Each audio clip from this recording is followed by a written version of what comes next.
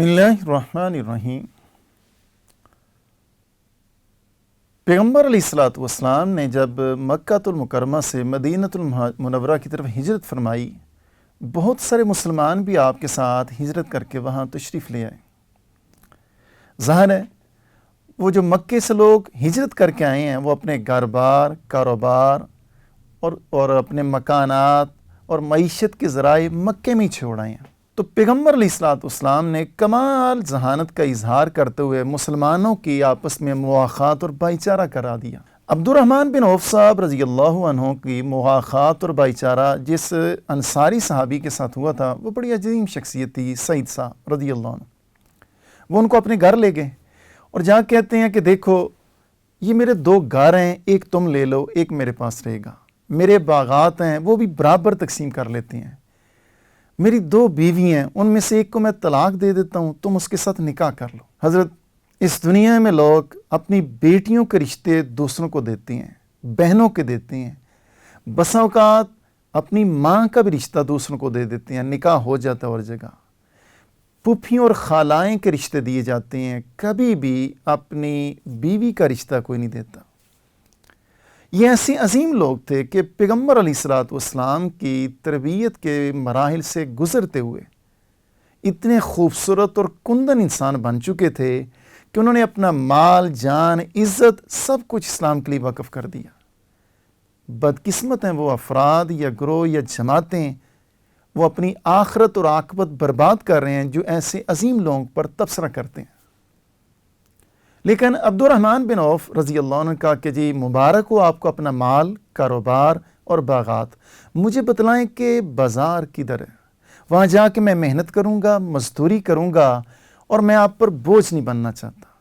اس سے میری اور آپ کی رہنمائی ہوئی کہ اگر کوئی بندہ دوسرے آدمی کو یہ سہولت دیتا ہے، اس پر نیکی کرتا ہے کہ یہ آپ میرا مال لے لیں، آپ اسے اپنے کام چلائیں، تو ضروری نہیں کہ بندہ سارا ہی سامان اور اس کا مال سمیٹ کا گھر لے جائے، بلکہ اس کا شکریہ ادا کرتے ہوئے کہنا چاہیے جی میں محنت کروں گا، مزدوری کروں گا، اگر ضرورت پڑی تو آپ کی رہنمائی حاصل کر لوں گا۔ چند دن مزدوری کرتے رہے، اس کے بعد انہیں نکاح کیا تو پیغمبر علیہ الصلوۃ والسلام نے ایک دن ان کو دیکھا تو ان کے جسم پر کوئی خوشبو کے آثار نظر آئے، تو آپ صلی اللہ علیہ وسلم نے فرمایا کہ ماہیم عبد الرحمن یہ کیا ہے؟ تو انہوں نے کہا کہ حضرت میں نے نکاح کر لی ہے۔ پیغمبر علیہ الصلوۃ والسلام مدینے میں موجود ہیں، انہوں نے ان کو بلایا نہیں ہے، نکاح کر لیا۔ اس سے میں یہ پتہ چلا کہ ہم نے یہ خود ساختہ بوجھ ڈال لی ہیں کہ فلاں بزرگ شخصیت، فلاں اساتذہ نکاح میں تشریف لائیں گے تبھی نکاح ہوگا۔ وہاں پیغمبر علیہ الصلوۃ والسلام مدینے میں موجود ہیں اور عبد الرحمن صاحب نے نکاح کر لیا ہے، بلایا بھی نہیں ہے۔ اور اگلی بات، پیغمبر علیہ الصلوۃ والسلام ناراض نہیں ہوئے کہ تو نے مجھے بلایا کیوں نہیں، جس طرح کہ آج لوگ ہم ایک دوسرے سے ناراض ہو جاتے ہیں کہ ہمیں شادی پر بلایا کیوں نہیں۔ پیغمبر علیہ الصلوۃ والسلام نے اسی وقت اپنی وہ ذمہ داری نبھائی جو کہ قرآن پاک میں طے شدہ ہے کہ یتلو علیہم آیاتہ ویزکیہم۔ انہوں نے فوراً ان کے سامنے وہ شریعت کے مسائل اجاگر کی، اور ان میں سے ایک یہ کہ نکاح کے معاملے میں قرآن پاک نے، شریعت نے ہماری رہنمائی کی ہے کہ جب بھی نکاح کرنا ہے حق مار متعین کرنا ہے۔ تو آپ نے ان سے پوچھا کم سکتا، آپ نے کتنا حق مار مقرر کیا ہے؟ تو اس نے کہا جی اتنا۔ آپ نے کہا بڑی اچھی بات ہے جی۔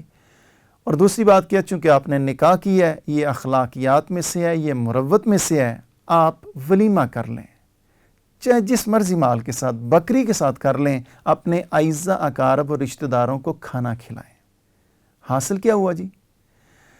پیغمبر علیہ الصلوۃ والسلام کے اصحاب میں سے ایک صحابی مکے سے مدینے آ رہا ہے، محنت مزدوری کر رہا ہے، اس کی محنت اور مزدوری کے اتنے خوبصورت ثمرات اور نتائج ہوئے، چند دنوں کے بعد نہ صرف اس نے نکاح کر لیا ہے بلکہ حق مار بھی ادا کر دیا، بلکہ اسی محنت اور مزدوری کے ایسے اثرات ہوئے کہ اس نے ولیمہ بھی اس کے ذریعے مسلمانوں کو کھانا کھلایا۔ اللہ تعالیٰ مجھے بھی توفیق دے، آپ کو بھی، عملی زندگی میں ہم محنت اور مزدوری کے نہ صرف قائل ہوں بلکہ بالفعل ہم خود بھی کریں، اسی میں عزت ہے۔ اللہ تعالیٰ ہم سب کا حامی و ناصر ہو جی۔